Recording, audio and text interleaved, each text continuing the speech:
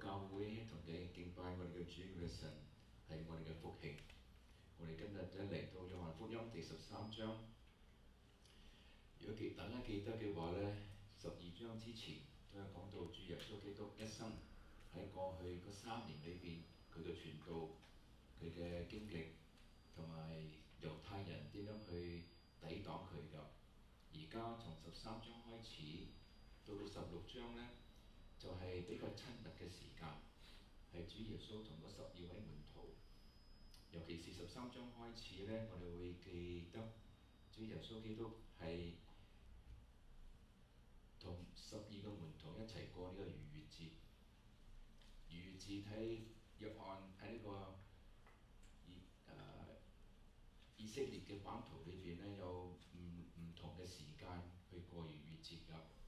喺北邊通常佢哋喺星期4晚開始，喺到南邊嘅猶大呢，佢就星期5早上開始㗎。所以今次我哋見到呢，一開始嗰時候就主耶穌同12個門徒就避開晒當時猶太人要捉佢嘅機會，所以佢哋只有13個人一齊去預備呢個逾越節。13到16章裏邊所講嘅嘢呢，就係關於主耶穌點樣去勸導嗰班門徒，點樣教導佢哋，而且呢，將神國嘅應許講俾佢哋知道。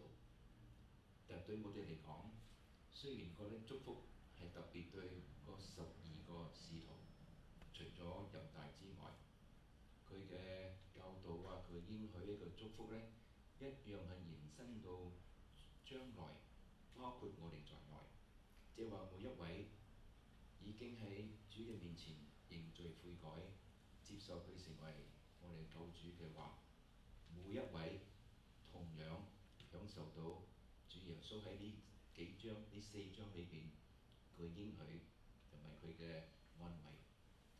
我哋而家開始睇第1節，佢話逾越節以前，耶穌知道自己離世歸父的時候到了。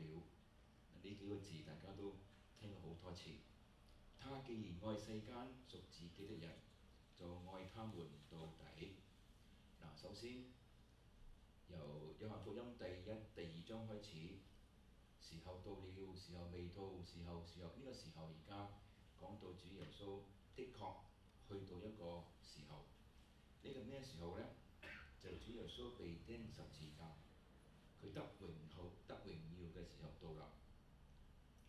然後佢就愛他們到底，就係愛佢嘅門徒到底。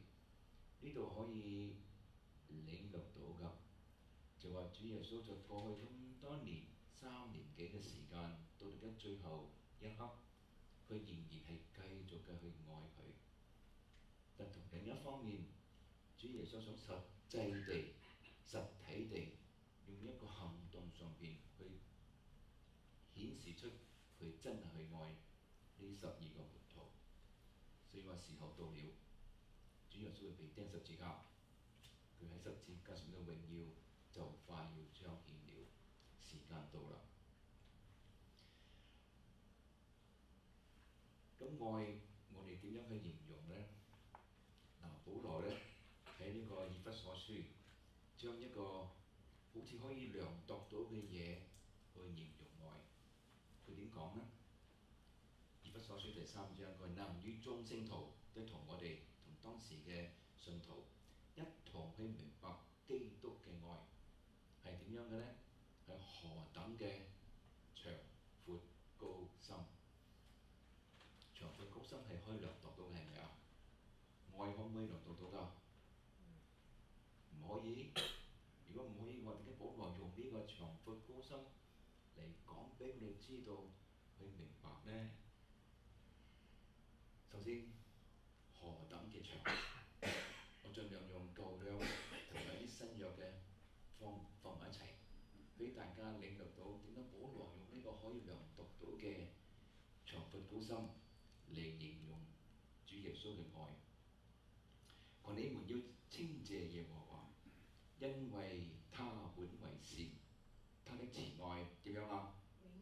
永遠長存。所以呢個愛裏邊係講到時間上邊嘅延伸，係長存落去㗎。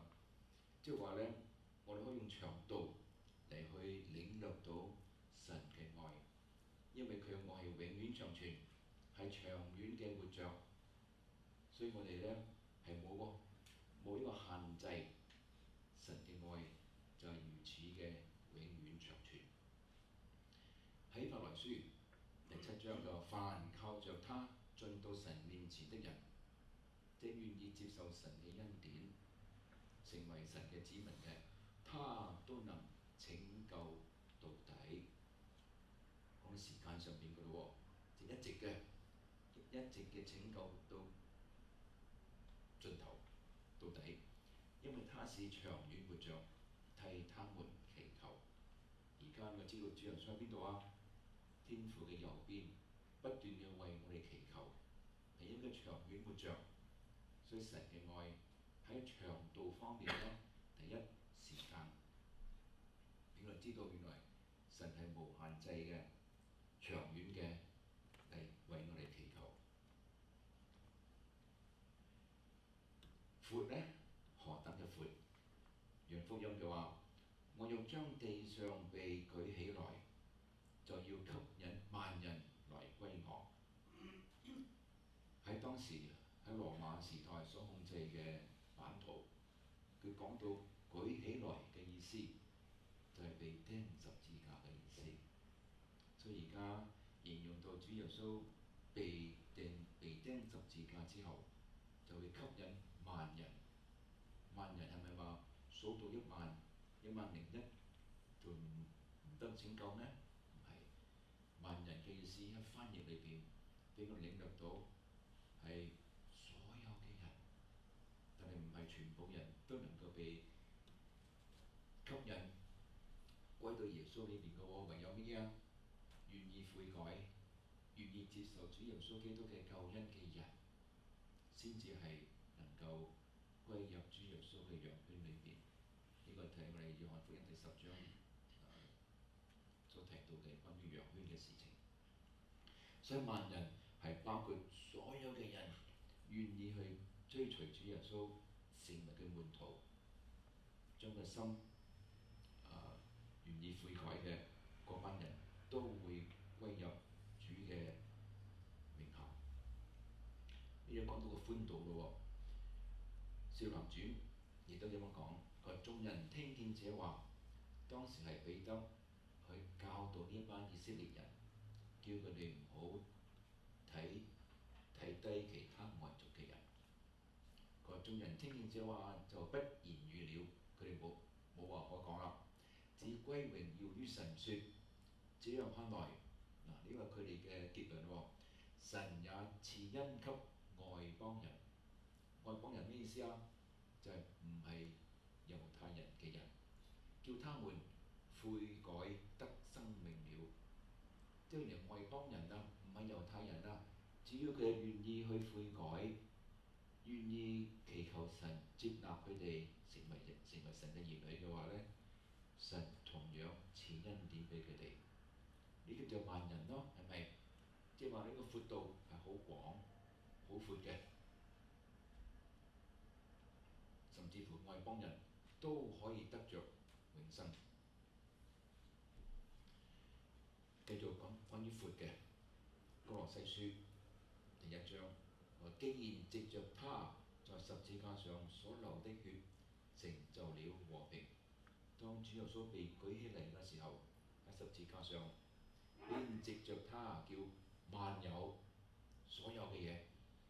嗱，呢個萬有咧，唔係單止睇到我哋所見到嘅人，係所有嘅，無論是地上的、天上的，都與自己和好了。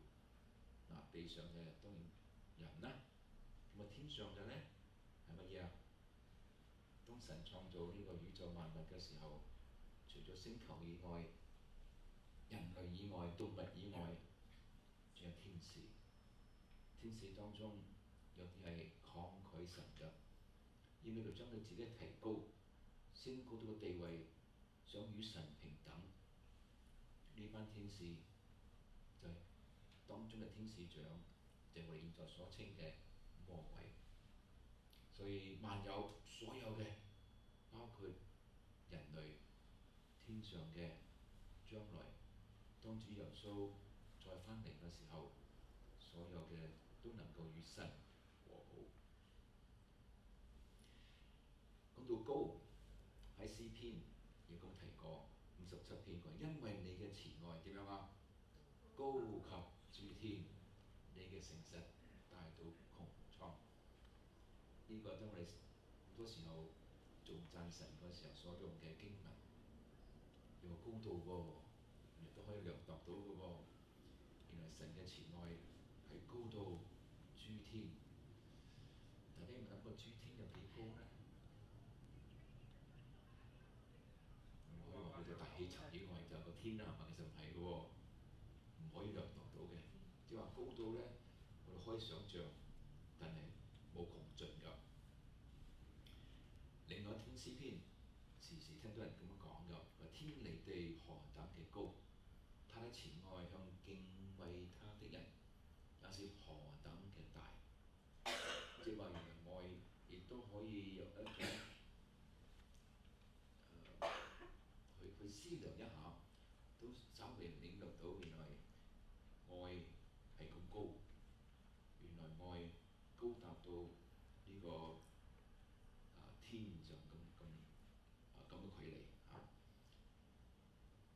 喺羅馬書亦都提過喺第5章，佢唯有基督在我們做罪人的時候為我們死，神的愛就在此向我們顯明了。用呢一節嚟形容神嘅愛嘅深度，因為呢，當我哋領略到神願意為我哋死嘅時候，個愛直情係深入到喺我哋嘅心裏邊，讓我哋信服神嘅嗰個信心能夠更加嘅堅定穩固。所以有時呢個深奧嘅真理，可以幫助我哋明白到原來神嘅愛就係如此嘅深。的確，佢喺十字架上邊顯明咗佢嘅愛。喺另一個地方我所揾到嘅就係以弗所書第4章，都係保羅勸勉佢哋彼此嘅相愛，個並要以恩慈相待，彼此之間全憐憫嘅心彼此饒恕。然之後佢形容神嘅愛，佢正如神在基督裏饒恕了你們一樣。呢個表達出神嘅慈愛，佢係深入到人嘅心裏邊，深入到可以俾我哋領導到佢豐富同埋憐憫恩典嗰個程度。因為神願意將佢愛子耶穌基督被釘十字架完成咁樣挽回祭，代替你同埋我嘅罪過。所以我睇到嘅就係頭嗰4段，神嘅愛何等嘅長，何等嘅闊，何等嘅高，同埋何等嘅深。而家第5步，我哋可以領略一下神嘅謙卑嘅愛，因為神話佢要愛佢門徒到咩啊？到底，唔單止時間上邊嘅有限制，而佢願意實際嘅顯示俾所有嘅門徒知道，顯示佢嘅謙卑嘅愛。咁點睇到呢？原來腓立比書一早講俾我哋知道第2章，話他就主耶穌本有神嘅形象，不以自己與神同等為強奪的。我哋繼續睇第7、第8節。但係佢話他本有神嘅形象，本有嘅意思就話，在未曾佢道成肉身嘅時候，佢已經係神啦。但我知道神嘅形象就係神嘅本性，神自己嘅榮耀。仲記得嘛？摩西想話睇神嘅，想見到神，神話可唔可以啊？唔可以，但係可以見到我嘅榮耀。基督喺太初嗰時候，太初之前佢係道，記得嘛？太初有道，道與神同在，道就是神。講到主耶穌基督，所以俾我哋睇到原來神佢有自己嘅形象，但係佢主耶穌基督佢唔願意啊，佢唔想同神去競爭呢個咁嘅地位。有啊，有人同神競爭啊，咪神聖靈，呢就係個天使長，最後就成為撒旦魔鬼。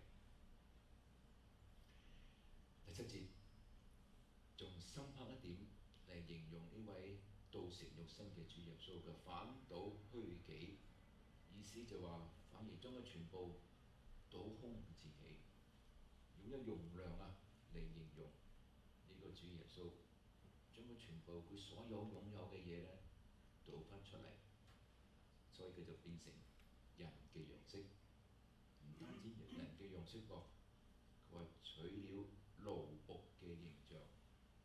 奴僕大家知道咩咯？嗬，係僕人，係被人所指使嘅，係服侍主人嘅，成為羔羊嘅奴僕嘅形象，成為人嘅樣式。主耶穌真係倒空晒佢自己，將神嘅形象用人嘅形象去代替，呢個相對性。但係講到呢個僕人，佢又係謙卑㗎，係願意順服㗎。我哋有冇僕人唔願意謙卑㗎？有冇啊？咁講嗬，當然有啦。我哋喺社會上工作啊，我哋有上司，亦都有下屬。我哋有時對上司係咪咁忠心，時時順服呢？有冇啊？你都坦白，雖然講啫，我睇到你嘅面部微笑就知道啦，唔係時時咁忠心，亦都唔係時刻嘅咁順服。但係主耶穌唔係，反倒虛己，成為人嘅樣式，唔係揀普通人嘅樣式喎，係奴僕嘅形象。第8節，既有人嘅樣子，就自己卑微，重複㗎，卑微到咩地步啊？佢唔願意與神強奪啊，全心順服到咩地步啊？以至於死在十字架上。我哋揾唔揾到咁樣嘅奴僕呢？人嘅奴僕。三位一體嘅第二位，主耶穌基督，謙卑到佢自己，本來係神，倒空咗佢自己，道成肉身，用人嘅樣子顯現喺我哋當中，係用一個奴僕嘅身份嚟出現，謙卑佢自己到個地步，願意獻上作為一個永恆嘅贖罪祭，代替你嘅罪同埋我嘅罪。好啦，翻返嚟我哋剛才所讀經文，43章第2節，佢吃晚飯的時候，魔鬼已將賣耶穌的意思放在西門的兒子加略人猶大心裏邊。猶大呢個名都好普遍，但係唯有呢個聖經講明係西門嘅兒子加略人猶大。我諗下係咪魔鬼會控制咗呢個猶大呢？咁樣我哋諗諗咯。但起碼佢話係魔鬼將出賣猶大嘅意思放喺佢嘅心裏邊。或者我哋咁睇，每一個人嘅心可以用一個器皿嚟去代替。好似頭先佢話主耶穌倒空佢自己，願意成為人嘅樣式。我哋每個人心裏邊一個容量，有啲心胸廣闊啲嘅，有啲狹窄啲嘅。但呢個容量裏邊呢，如果猶大冇一個意念係要出賣神嘅話，出賣主耶穌嘅話，魔鬼能唔能夠將佢嘅要出賣耶穌嘅呢個意念放喺猶大裏邊呢？嗱，當然我哋唔可以為猶大講話啦，但係我諗我哋可以為自己講話，好唔好啊？如果我心裏邊冇思想到一啲嘢，人可唔可以逼我哋去做嘢呢？No，唔可以啊！牛頭唔飲水，所以我哋可以體諒到，唔係體諒，睇明白到點解猶大呢個加略人猶大，佢真係喺行動上邊去出賣主耶穌，唔係因為魔鬼嘅喺背後控制佢，而係佢心裏邊經已有呢個咁樣嘅意念，要出賣主耶穌。到呢個時刻，魔鬼要佢進行嘅時候，將個意念放喺猶大嘅心裏邊，佢接受咗啦，同佢心裏邊嘅意念係相同，所以佢進行。同樣舊約都有同等嘅例子啊，我哋都聽過好幾次嗬。有邊個例子啊？有邊個王啊？法老王啊！法老王心硬，聖經話係神要佢心硬。其實如果佢心裏邊係唔硬嘅話咧，神冇辦法要佢心硬。所以睇我自己嘅心，好似個容量咁樣。如果心裏邊冇一個咁樣嘅意念，任何嘅事情都唔能夠控制到我哋去做一啲行動上邊我哋唔願意做嘅嘢。繼續落嚟第3節，耶穌知道父已將萬有交在他手裏，只知道自己是從神出來的，又要歸到神那裡去。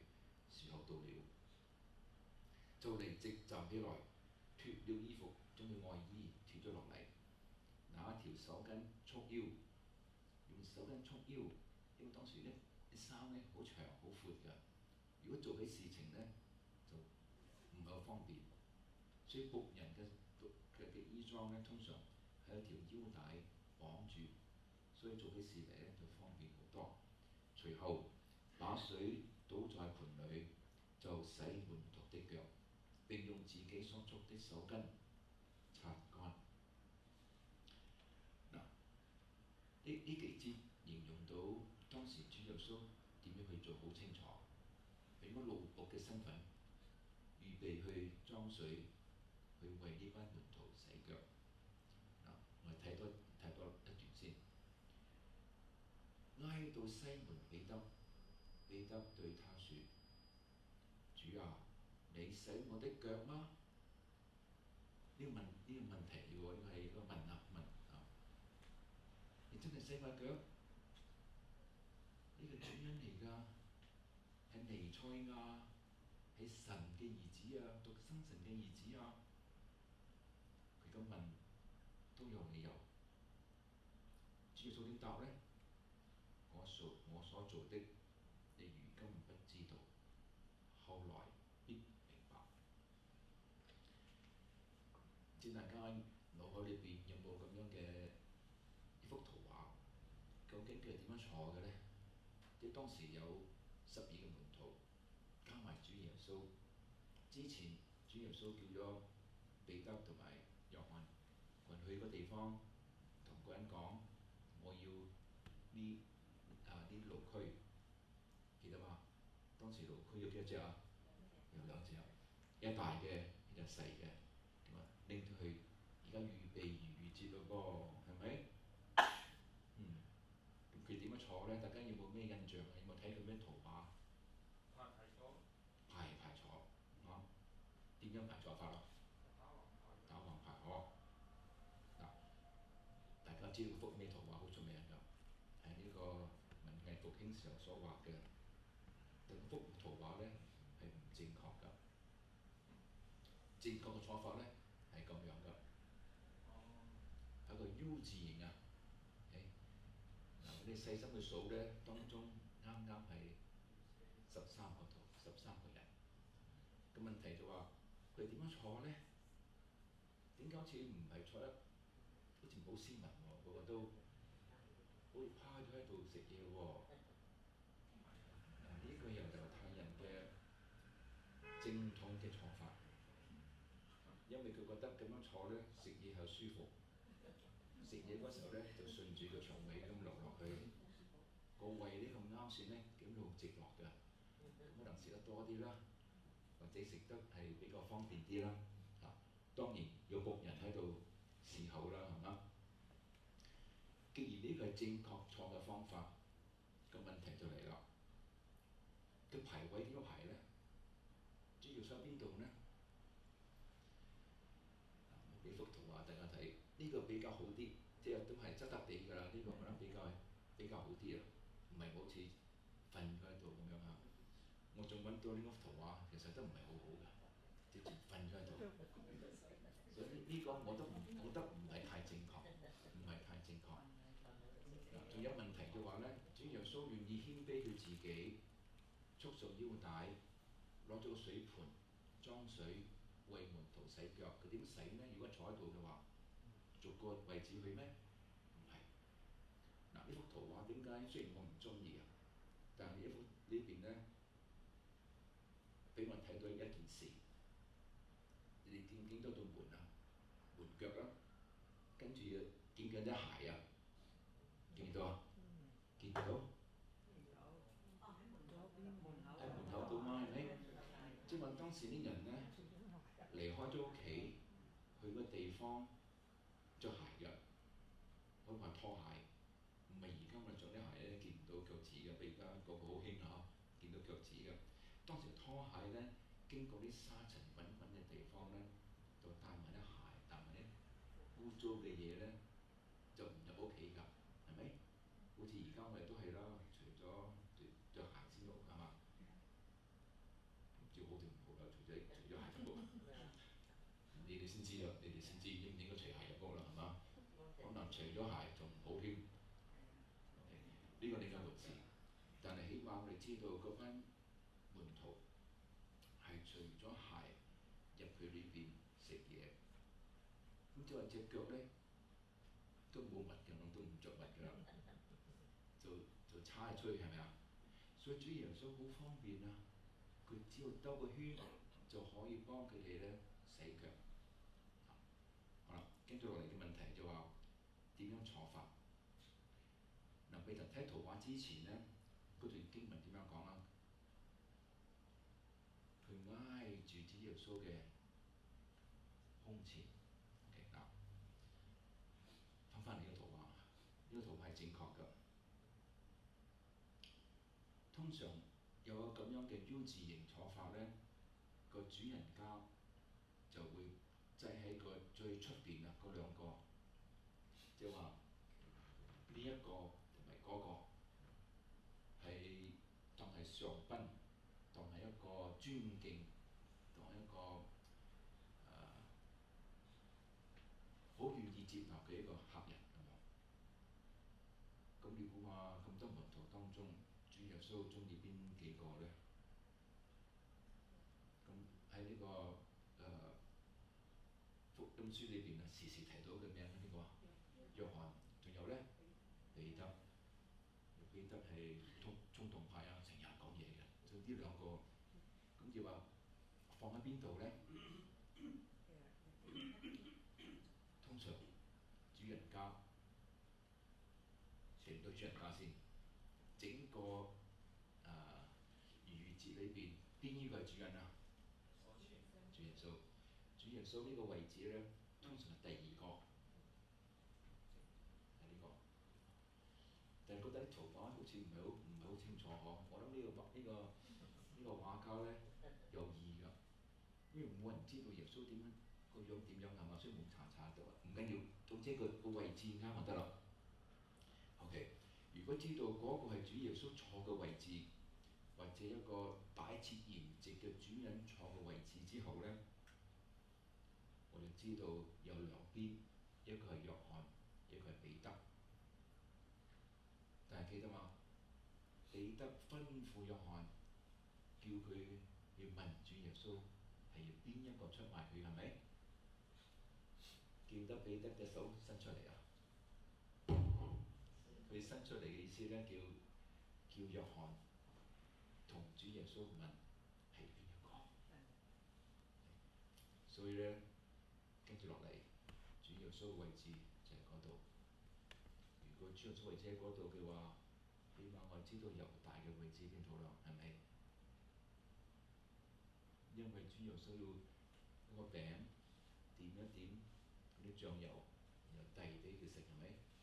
所以唯有喺主耶穌嘅隔離，更清楚嘅喺佢後邊，所以佢將個手咧點一點就遞俾佢食，咁就清楚啦。猶大喺後邊，而家個位置咧，起碼約翰、彼得、主耶穌同埋猶大定咗啦。咁啊，剩翻幾多人啊？剩翻9個人。咁嗰9個咧未咁坐得啦，我哋唔需要理。但起碼呢幾個位置肯定咗，肯定咗。彼得説：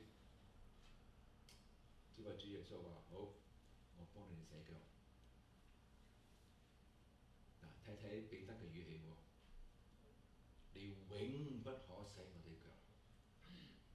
我唔知我當時我學呢語氣清唔清楚？佢話你永不可洗我哋腳。佢講呢個語氣嘅話，你覺得呢個人講嘅語氣係用咩身份啊？好似係你唔可以嚇。變咗呢個主人同埋僕人個位置啱啱調轉咗。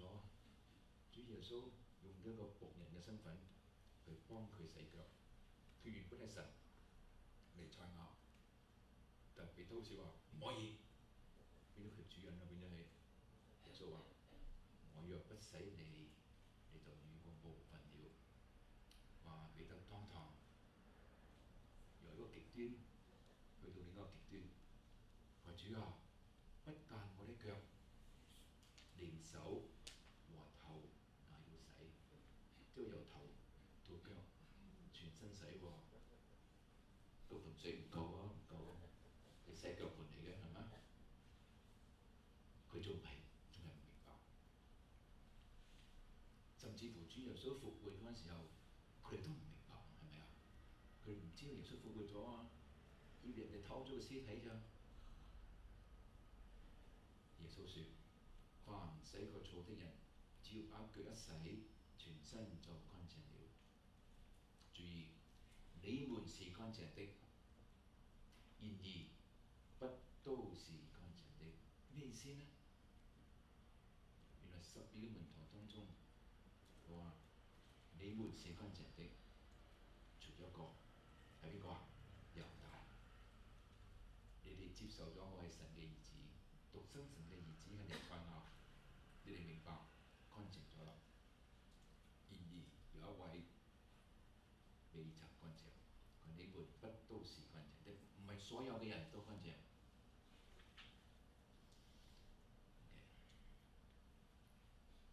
嗱，乾淨嘅意思就話佢嘅罪得到赦免，佢能夠接受主耶穌基督嘅挽回祭，因為約翰一早都講，看啊，除去世人罪孽的呢個羔羊係咪？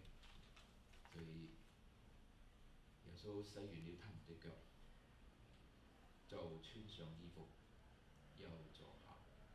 呢個他們啊，有冇包括邊個在內？除咗彼得，你諗諗，約翰有冇啊？有。猶大咧？有冇啊？有。主耶穌唔會話洗一個唔幫佢洗第二個係咪？全部都洗，甚至乎猶大。但係猶大當時心裏點諗啊？個魔鬼進入咗佢心未啊？將呢個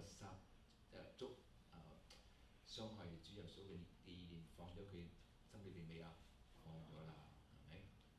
佢哋諗下當時猶大，如果你猶大嘅話，你唔好講緊你啦，你估下猶大心點諗咧？啊？快啲攞錢啊！好可能，但係我想啊，猶大嘅心裏邊究竟有冇諗到你幫我洗腳？陣間我哋要出賣你嘅咯喎，佢心裏邊有冇掙扎呢？我唔知，不過我可以想像一下。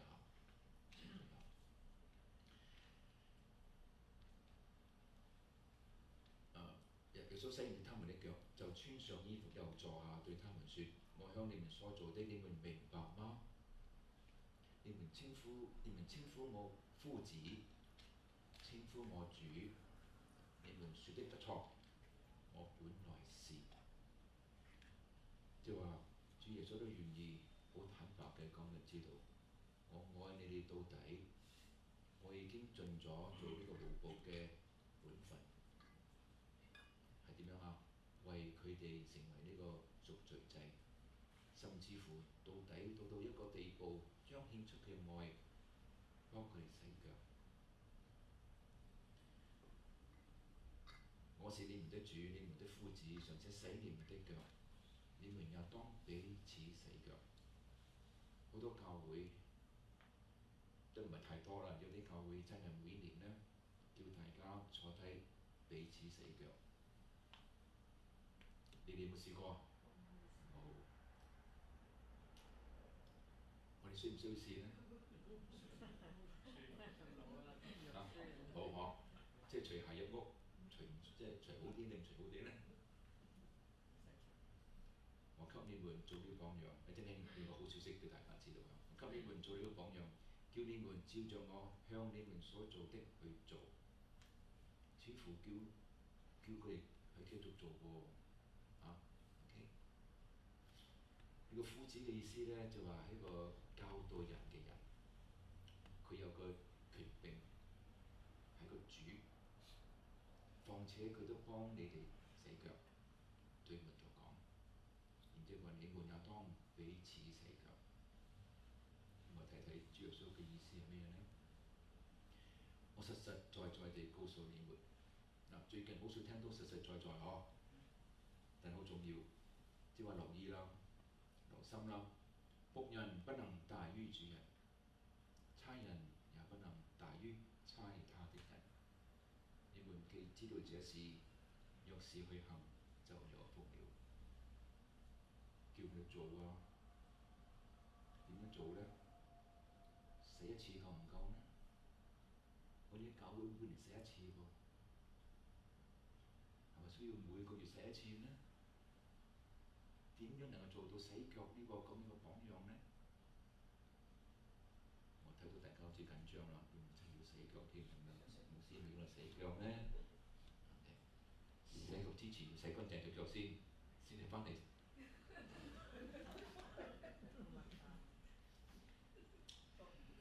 俾我跳一跳去到34節㗎，我賜給你們一條新命令，但是叫你們彼此洗腳，係咪啊？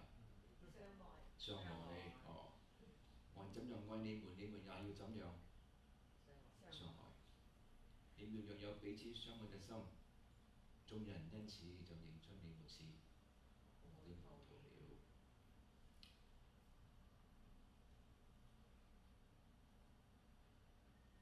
咁洗腳重唔重要？主耶穌為佢哋洗腳重要嗎？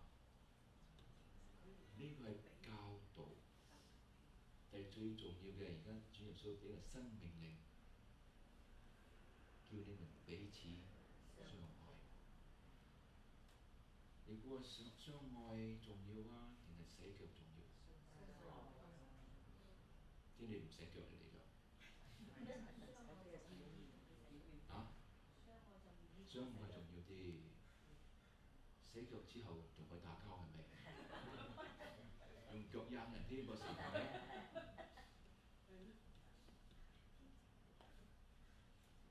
你們要彼此相愛。呢句講到我係邊個？唔係我，係主耶穌。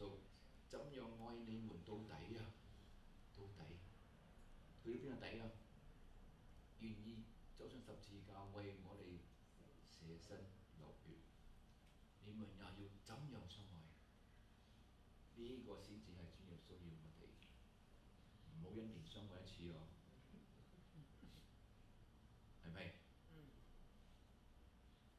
因此就認出你們是我的門徒。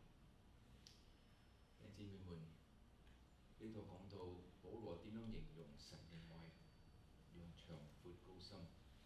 頭先佢用咗唔同嘅經文，舊約又好，新約都好，真係可以形容出神嘅愛係有辦法可以量度出嚟。雖然愛係一個形容詞，但係我哋可以明白到神嘅愛係如此嘅深。然之後，主耶穌謙卑嘅愛，佢願意用一個行動，用一個卑微嘅奴僕嘅身份，當呢一班門徒洗腳，甚至乎為佢將要出賣佢嘅人都願意去洗腳，幫佢洗腳。我哋願意嗎？我哋願意愛一個對我哋有仇恨嘅人嗎？對我哋有惡意嘅人，我哋會仍然愛佢嗎？呢一個先至係成為神國子民嘅人應該有㗎。